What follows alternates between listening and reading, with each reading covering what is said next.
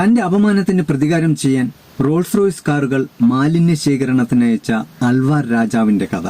Indian നാട്ടുരാജാക്കന്മാരുടെ വീരസാഹസിക ചരിത്രകഥകൾ നമ്മൾ ഒരുപാട് വായിച്ചും കേട്ടും പഠിച്ചിട്ടുണ്ട്.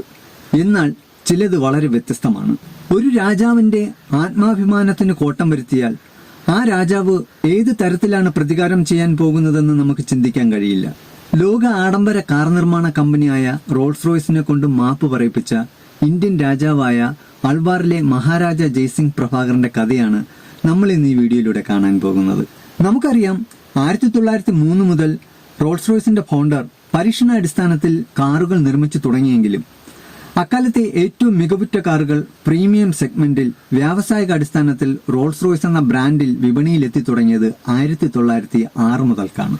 അന്നു മുതൽക്കേ ലോകത്തിലെ ഏറ്റവും വിലയേറിയ കാർ എന്ന പദവി റോൾസ് റോയ്സ് കാറുകൾക്ക് മാത്രമായിരുന്നു. റോൾസ് റോയ്സ് ലക്ഷ്യമിട്ടിരുന്നത് ധനികരെ മാത്രമായിരുന്നു. ആഡംബര ജീവിതത്തിന്റെ ഭാഗമാകാൻ വേണ്ടി മാത്രം നിർമ്മിക്കപ്പെട്ടവയായിരുന്നു റോൾസ് റോയ്സ് കാറുകൾ.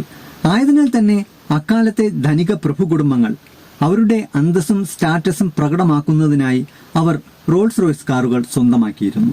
അതുപോലെ തന്നെ റോൾസ് റോയ്സ് കാറുകളോടുള്ള ഭ്രമം ഇന്ത്യയിലെ ധനികരായ നാട്ടുരാജാക്കന്മാർക്കും ഉണ്ടായിരുന്നു. അങ്ങനെ കാറുകളോടും ആഡംബര വസ്തുക്കളോടും വളരെ താല്പര്യമുണ്ടായിരുന്ന ഒരു വ്യക്തിയായിരുന്നു രാജസ്ഥാനിലെ അൽവാർ സംസ്ഥാനത്തിന്റെ മഹാരാജാവായിരുന്ന മഹാരാജ ജയ്സിംഗ് പ്രഭാകർ.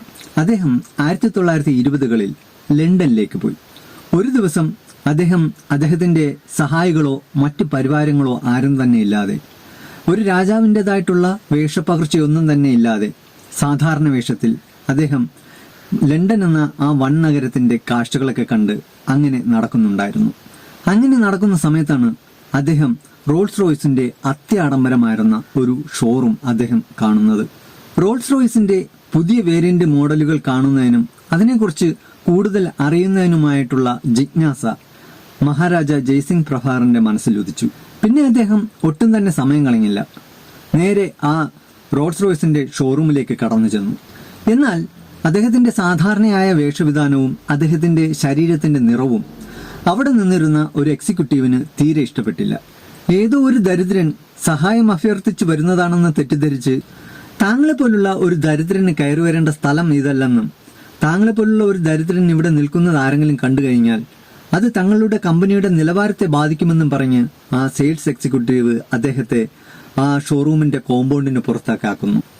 ആ അപമാനം അദ്ദേഹത്തിന് ഒട്ടും തന്നെ സഹിക്കാൻ കഴിയുമായിരുന്നില്ല. അന്ന് തന്നെ മഹാരാജ ജയ്സിംഗ് പ്രഭാകർ അദ്ദേഹത്തിന്റെ ഉദ്യോഗസ്ഥരെ കൊണ്ട് അതേ റോൾസ് റോയ്സ് ഷോറൂമിലെ മാനേജറെ വിളിച്ച് പിറ്റേ ദിവസം ഇന്ത്യയിൽ നിന്നുള്ള ഒരു രാജാവ് കാറുകൾ വാങ്ങിക്കുന്നതിനായി ഷോറൂമിലേക്ക് വരും എന്നുള്ള വിവരം നൽകി. പിറ്റേ ദിവസം ആ ഷോറൂമിലെ സ്റ്റാഫുകൾ എല്ലാവരും ചുവന്ന പരവതാനിയൊക്കെ ഒരുക്കി ആരാണെന്ന് എത്താൻ പോകുന്ന VVIP എന്നറിയാതെ കാത്തുനിന്നു. ഒടുവിൽ ആ മഹാരാജ ജയ്സിംഗ് പ്രഭാകർ തന്റെ രാജകീയ പദവിക്ക് അനുയോജ്യമായിട്ടുള്ള വസ്ത്രങ്ങളെല്ലാം ധരിച്ച് ആ ഷോറൂമിലേക്ക് കടന്നു ചെന്നു. തന്നെ ആക്ഷേപിച്ച് പുറത്താക്കിയ ആ സെയിൽസ് എക്സിക്യൂട്ടീവിനെ രൂക്ഷമായി നോക്കിക്കൊണ്ടായിരുന്നു ആ കടന്നു ചെല്ലൽ. താൻ ഇന്നലെ ആക്ഷേപിച്ച് പുറത്താക്കിയ അതേ വ്യക്തി ഇദ്ദേഹം ഒരു രാജാവായിരുന്നോ എന്നുള്ള അതിശയവും ആകാംക്ഷയും ആ സെയിൽസ് എക്സിക്യൂട്ടീവിന്റെ മുഖത്ത് പ്രകടമായി കാണാമായിരുന്നു. തന്നെ ആക്ഷേപിച്ച് പുറത്താക്കിയ അതേ ഷോറൂമിൽ തന്റെ പവർ എന്താണെന്ന് കാണിക്കാൻ തന്നെ മഹാരാജ ജയ്സിംഗ് പ്രഭാകർ തീരുമാനിച്ചു. ആ ആഡംബര ഷോറൂമിൽ റോൾസ് റോയ്സിന്റെ വിവിധ വേരിയന്റുകളിലായി 7 കാറുകളായിരുന്നു ഉണ്ടായിരുന്നത്. ആ 7 കാറുകളും അദ്ദേഹം വാങ്ങുന്നതിനായി ഓർഡർ നൽകി. തന്നെ അപമാനിച്ച അതേ സെയിൽസ് എക്സിക്യൂട്ടീവിനെ ചൂണ്ടിക്കാട്ടി ഇദ്ദേഹം തന്നെ ഈ 7 കാറുകളും ഷിപ്പിംഗ് ചെയ്ത് രാജസ്ഥാനിലെ എന്റെ കൊട്ടാരത്തിലേക്ക് എത്തിക്കണമെന്ന് അദ്ദേഹം ആ ഷോറൂം മാനേജറോട് ആവശ്യപ്പെട്ടു. അങ്ങനെ ആ 7 റോൾസ് റോയ്സ് കാറുകളും ആ സെയിൽസ് എക്സിക്യൂട്ടീവിന്റെ മേൽനോട്ടത്തിൽ ലണ്ടനിൽ നിന്നും ഇന്ത്യയിലേക്ക് ഷിപ്പിംഗ് ചെയ്യുകയും രാജസ്ഥാനിലെ ആ മഹാരാജാവിന്റെ കൊട്ടാരത്തിൽ എത്തിക്കുകയും ചെയ്തു. എന്നാൽ ആ റോൾസ് റോയ്സ് പ്രതിനിധികൾ ഒരിക്കൽ പോലും പ്രതീക്ഷിക്കാത്ത ഒരു സംഭവമായിരുന്നു അന്നവിടെ നടന്നത്. ആ റോൾസ് റോയ്സ് പ്രതിനിധികൾ കാറുകൾ രാജാവിന് രേഖാമൂലം കൈമാറുന്ന അതേ സമയത്ത് തന്നെ മഹാരാജാവ് അവിടത്തെ മുനിസിപ്പാലിറ്റിയിലെ ഉദ്യോഗസ്ഥരെ വിളിച്ചു വരുത്തുകയും ഈ കാറുകൾ തന്റെ ബഹുമാനത്തിന് യോഗ്യരല്ല, അതിനാൽ ഈ കാറുകൾ ഇപ്പോൾ തന്നെ മുനിസിപ്പാലിറ്റിയിലെ മാലിന്യ ശേഖരണത്തിനായി ഉപയോഗിക്കാൻ കൊണ്ടുപോകാൻ രാജാവ് ഉത്തരവിട്ടു. എല്ലാവരെയും ആശ്ചര്യപ്പെടുത്തുന്ന ഒരു ഉത്തരവായിരുന്നു അത്. അപ്പോൾ തന്നെ മുനിസിപ്പാലിറ്റി ഉദ്യോഗസ്ഥർ ആ റോൾസ് റോയ്സ് കാറുകളെല്ലാം മുനിസിപ്പാലിറ്റിയിലെ മാലിന്യ ശേഖരണത്തിനായി ഉപയോഗിച്ചു തുടങ്ങി. റോൾസ് റോയ്സ് പ്രതിനിധികൾ അപമാനത്താൽ വീർപ്പുമുട്ടി. ലോക ധനാഢ്യർ വളരെ മൂല്യവത്തായി കാണുന്ന കാറുകൾ ഇവിടെ മുനിസിപ്പാലിറ്റിയുടെ മാലിന്യ ശേഖരണത്തിനായി ഉപയോഗിക്കുന്ന കാഴ്ച റോൾസ് റോയ്സ് കമ്പനിക്ക് കടുത്ത രോക്ഷവും അപമാനവും ഉണ്ടാക്കി. ഈ പ്രവൃത്തി റോൾസ് റോയ്സ് എന്ന ബ്രാൻഡിന് കോട്ടം വരികയും പ്രശസ്തിയും വിൽപ്പനയും കുറയുമെന്നും റോൾസ് റോയ്സ് കമ്പനി ഭയന്നു.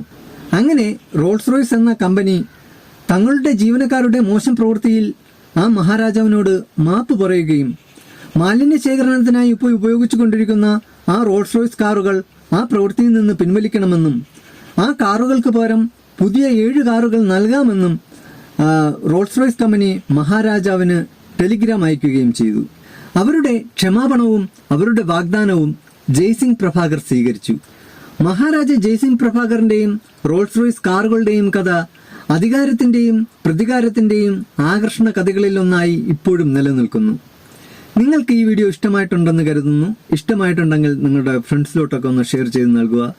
ഈ ചാനൽ ആദ്യമായിട്ടാണ് നിങ്ങൾ കാണുന്നതെങ്കിൽ ഇപ്പോൾ തന്നെ ഈ ചാനൽ ഒന്ന് സബ്സ്ക്രൈബ് ചെയ്യുക. അപ്പോൾ വളരെ വ്യത്യസ്തമായ മറ്റൊരു വീഡിയോയിൽ നമുക്ക് വീണ്ടും കാണാം. അതുവരെയ്ക്കും it's me Aneesh Robinson signing of.